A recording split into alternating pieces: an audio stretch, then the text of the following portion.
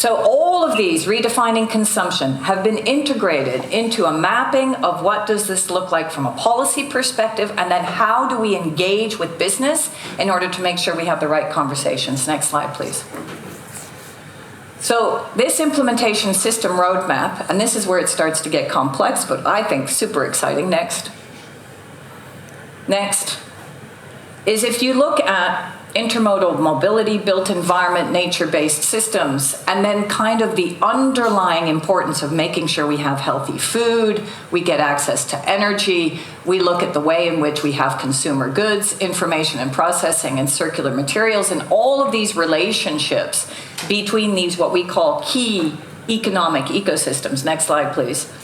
You then start to look at system dynamic modeling, which is what our forte is. And how do we actually start to look at the built environment, bringing in circular and net zero housing, but then what is the relationship between the built environment and intermodal mobility? And how do we look at all those interrelationships within a context of reaching the planetary boundaries and making sure that we're constantly inside them, in order to look at, well, then what are the champions that we need for the 21st century? What type of companies are we looking at? What type of industrial models are we looking at?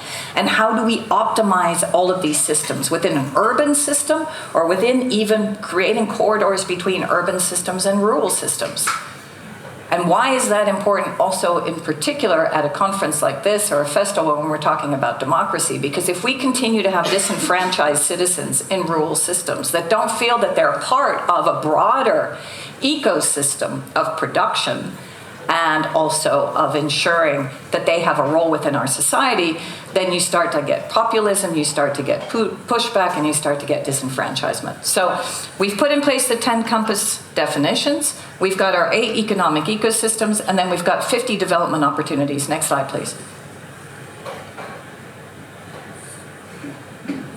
Next.